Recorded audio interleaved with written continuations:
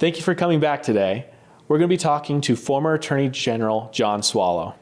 John Swallow has worked in both the private and public sector, first as a lawyer for a multinational company, and then as the Attorney General of the state of Utah.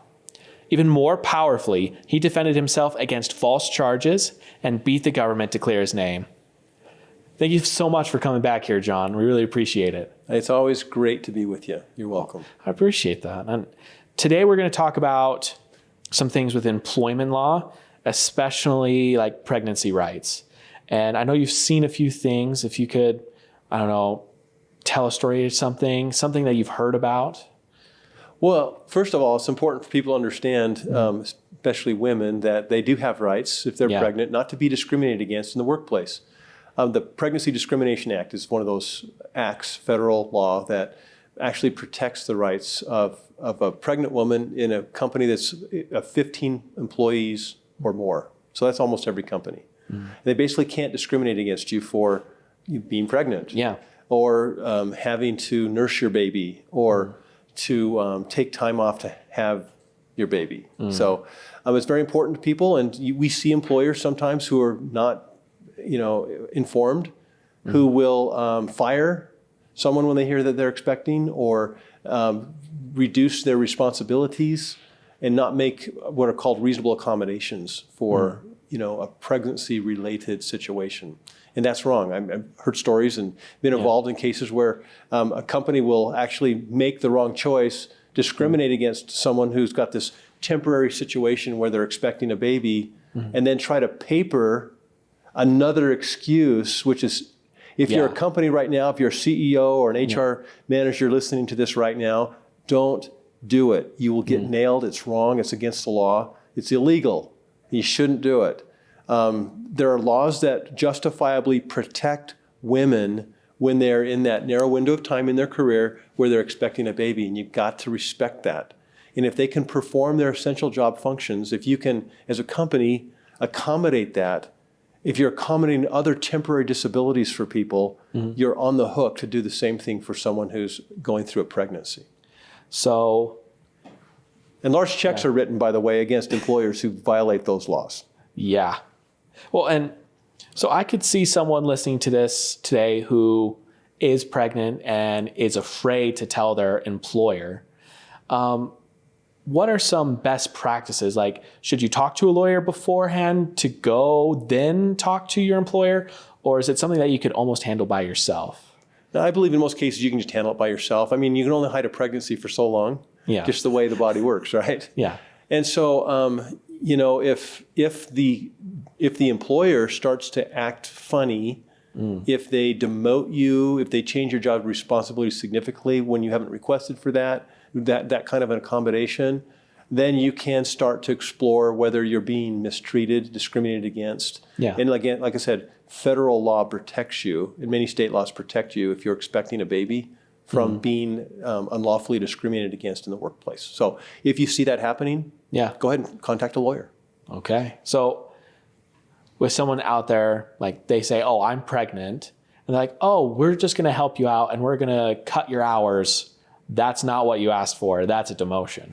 Right. That can be violative of your rights under federal law and under state laws. And so if you're an employer, if I'm talking right now to someone who's actually hiring people or in the HR department, you can ask if there's any concern or any reasonable accommodation that they might need. But I would just simply treat it as normal. And if they're in a job that requires heavy lifting or something, if you're stocking shelves in the supermarket or something, and you're concerned about that, then you can go to your employer and say, look, I'm expecting, I don't want to have an issue here. For a temporary period of time, I need a little bit of an accommodation. I need to be lifting things that are a little bit less heavy. Can you work that through with me? And in almost every case, an employer will do that. And if they will not do that, that's when you consult a lawyer. Okay. Well, and on the flip side, where someone might be asking for too much of accommodation, where let's say they are stocking shelves and they say, well, I can't pack blue cans, or I can't pack anything up. Let's say I can't pack any cans or any pasta for some reason. Is that would that be considered an unreasonable accommodation? Well, in that case, what the employer would want to do or what the HR manager would want to do is consult with counsel. Okay. And take that right to someone who's an expert in the field and ask Yeah. the questions and make sure that they're just crystal clear on the rules and that they're offering every accommodation they're required to offer under the law, but that they're not being taken advantage of. Yeah. People have to also know that when you deliver a baby, a woman has rights in many cases under the Family Medical Leave Act, where they can take up to 12 weeks of unpaid leave Okay. for that process and to be with their child for a period of time after delivery, for the delivery. And in cases where the employer is actually paying salary for others with part-time disabilities, they may even need to continue your salary. Or if you're under a program at work where you have leave that's been saved up, you can actually use that and still remain paid as a paid employee while you're taking some of that time off too, as you use up the credits that you've earned over time for your leave, the paid leave in your whatever your program is in your plan is in your particular job. But you do have rights if you're expecting, and those are protected by federal and in some cases state laws as well. Okay. So I could see someone out there who is about to have a baby, and like you said, that 12-week leave of absence unpaid. Right.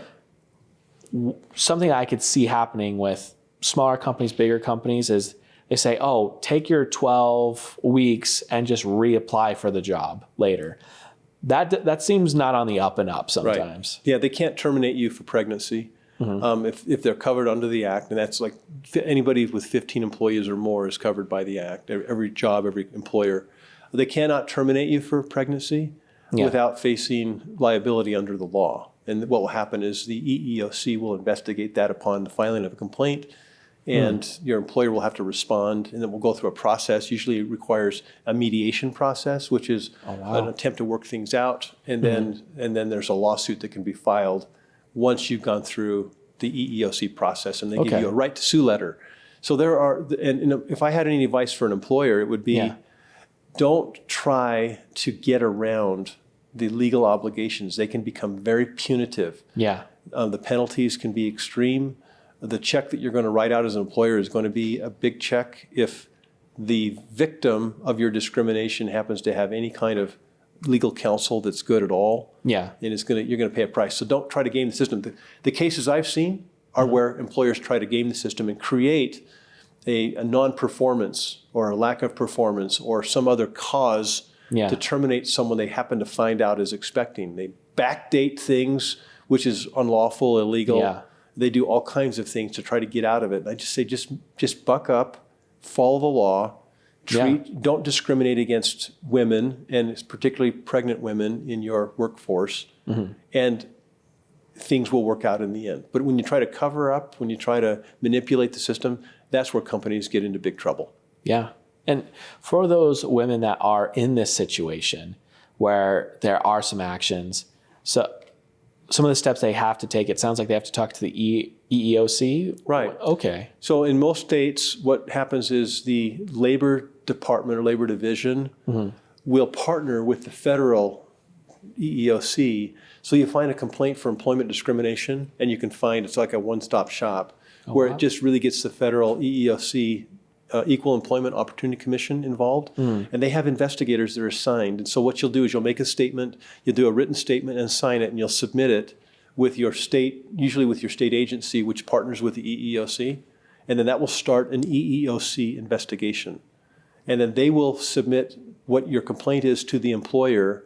The employer will be asked to respond, and then they'll go through this process of usually the next step is mediation. Mediation is nothing more than both sides working with an independent person. It's usually a person from an agent who works with the EEOC, and both sides will usually have counsel on each side, and they will try to work through and see if they can come up with a voluntary resolution to the claim.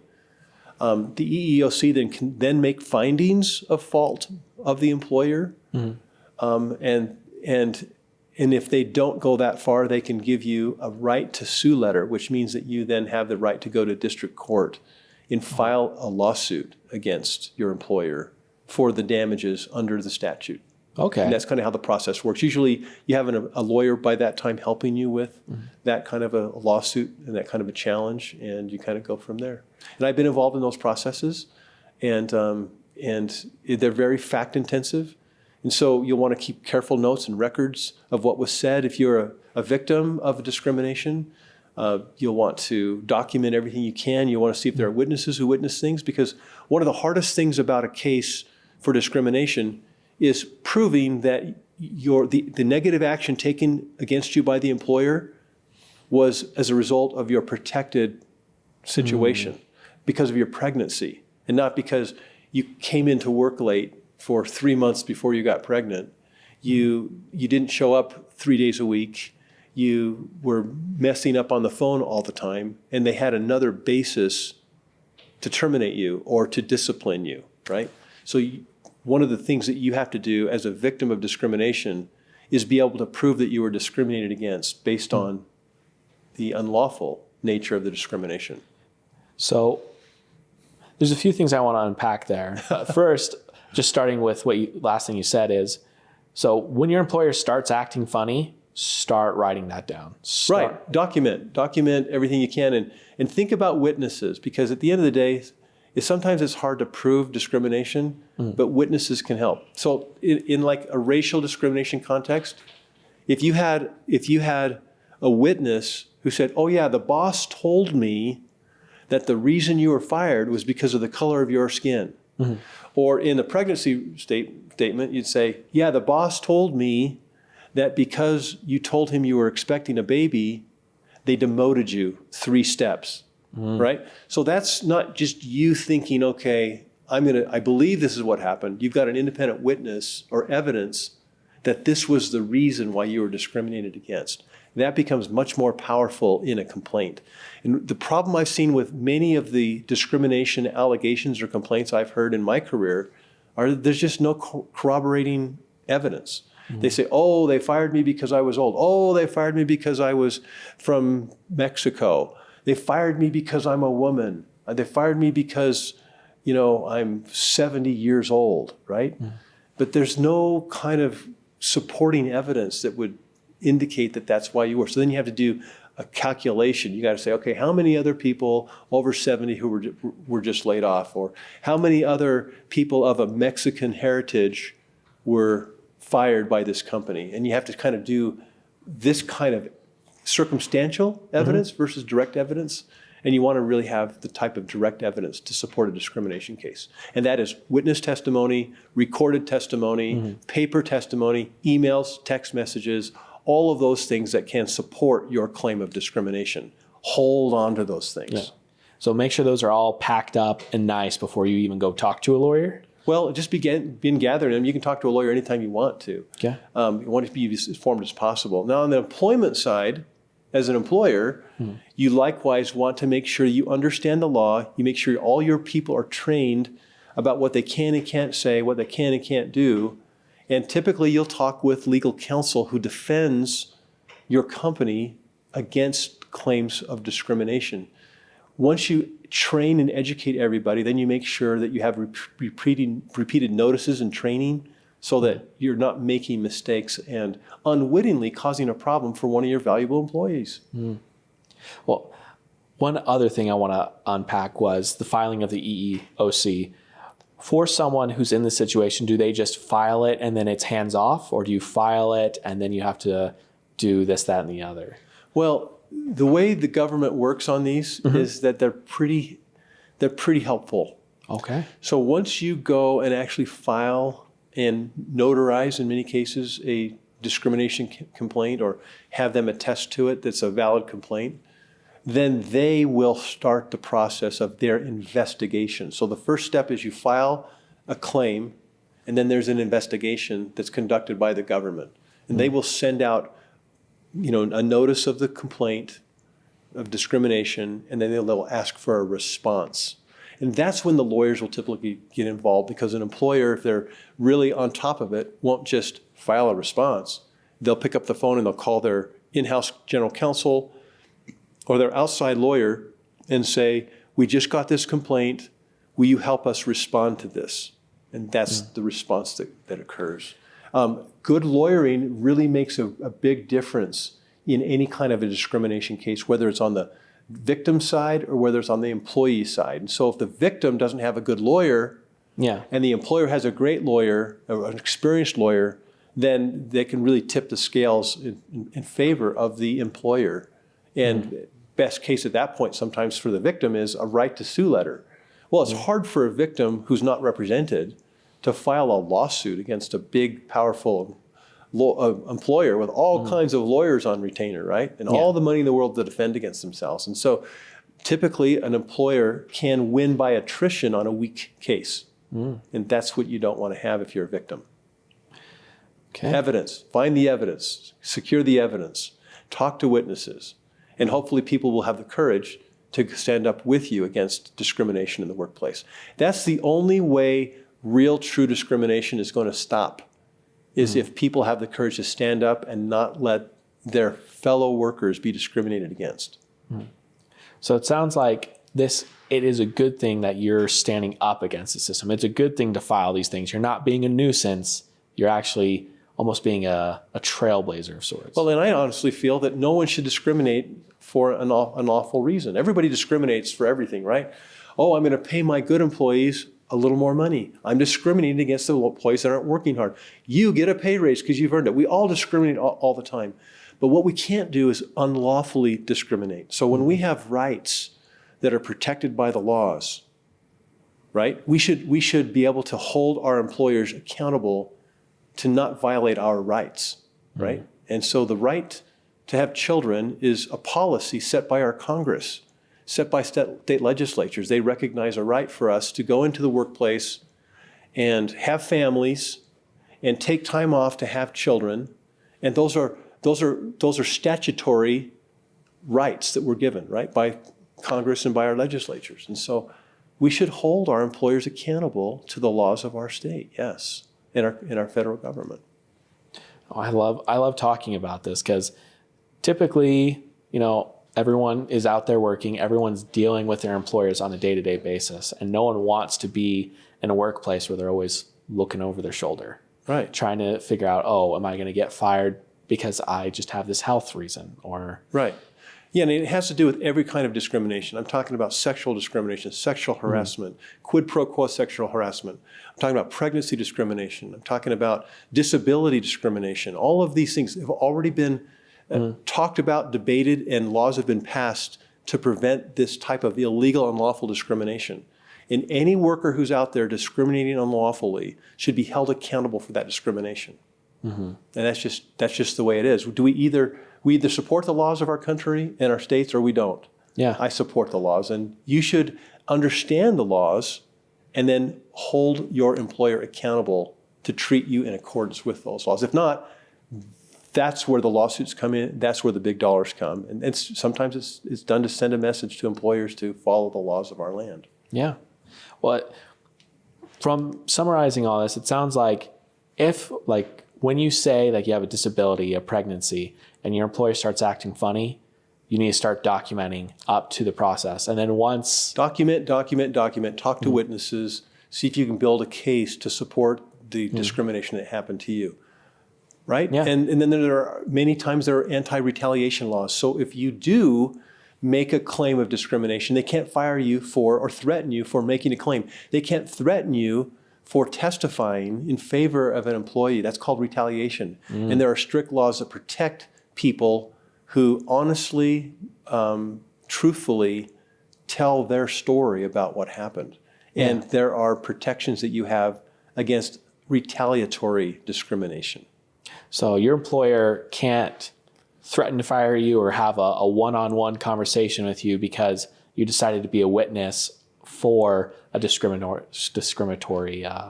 Right. And if that's the case, then you want to document that and gather evidence for that and maybe talk to a lawyer about that as well.